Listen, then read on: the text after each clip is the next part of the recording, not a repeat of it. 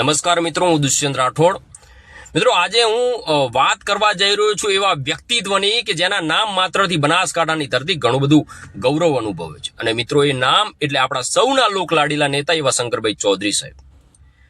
મિત્રો, શંકરભાઈ એક એવા કુટુંબમાંથી આવે છે કે જ્યાં ભક્તિ, દાન અને દયા એ ખરેખર સંસ્કાર રૂપે વહે છે. ભક્તિમય હૃદય ધરાવતા એવા નેતા જ્યારે કોઈ કામ કરે છે ત્યારે તે કામ કરતા પહેલા ભગવાનને અર્પણ કરે છે. એ જ કારણ છે કે તેઓ વારંવાર કહે છે કે પરમાત્મા કૃપા કરશે તો આ કામ પણ જરૂર પૂરું થશે.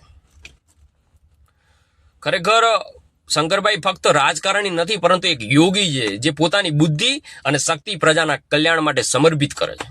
મિત્રો, ખરેખર આપણે શંકરભાઈની દિનચર્યા જોઈએ ને તો સમજાઈ જાય કે એમની સફળતા પાછળ કેટલો બધો કડક સંયમ છે. તમે જુઓ તો શુદ્ધ આહાર, નિયમિત વ્યાયામ, સ્પષ્ટ વિચારધારા અને તપસ્વી જેવી એમની રહેણી કહેણી. એનું એ જ કારણ છે કે તેઓ દરેક નિર્ણયમાં દૂરંદેશી દાખવે છે. એકવાર જો કોઈ પ્રશ્ન એમના માનસપટ પર આવે તો તરત જ એમના માઇન્ડમાં એ પ્રશ્નનું નિરાકરણની શ્રેણી સાથે તૈયાર થાય છે.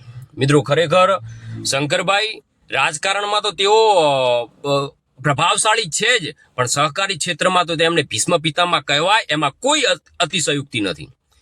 ખેડૂતોના કલ્યાણ માટે, પશુપાલકોના હિત માટે અને એ બાજુના વિસ્તારના વિકાસ માટે તેઓ ખરેખર રાત દિવસ એક કરે છે.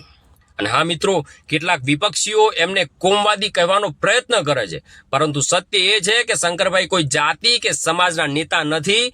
તેઓ સમગ્ર માનવજાતના હિતેચ્છુ છે. પર્યાવરણ હોય કે વૃક્ષો હોય કે પ્રજા, દરેક પ્રત્યે લાગણીશીલ છે. એમના માટે કોઈ જાત પાતના ભેદભાવ ક્યારેય એમણે રાખ્યો નથી. મિત્રો, ખરેખર હું સાચું કહું તો શંકરભાઈનું રાજકારણમાં આવું એ એક સમયની માંગ હતી, અને આજે ખરેખર એ સાબિત થઈ ગયું કે તેઓ એક એવા નેતા છે કે જે સત્યનિષ્ઠા, સમર્પણ અને બુદ્ધિશક્તિથી કોઈ પણ મેદાનમાં ભવ્ય વિજય મેળવી શકે.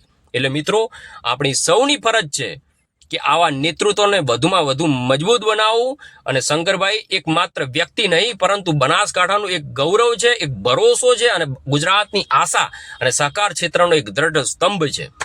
અને છેલ્લે મારી સાહેબ શ્રી આપને દિલથી શુભકામનાઓ કે આપ ફરી બનાસ ડેરીના અધ્યક્ષ બની પશુપાલકો અને પ્રજાની સેવા વધુમાં વધુ સેવા કરો. અને આપના દૂરદર્શી નેતૃત્વ અને સંકલ્પ શક્તિ હેઠળ બનાસ ડેરી આજે માત્ર ભારત જ નહીં, પરંતુ વૈશ્વિક ફલક પર પણ બનાસનું ગૌરવ ઉજાગર કરશે. માં જગદંબાના આશીર્વાદ અને મારી પશુપાલક મા બહેનોના આશીર્વાદ આપની ઉપર સદાય વરસતા રહે. ભારત માતા કી જય. જય જય ગરવી ગુજરાત. જય જય બનાસ.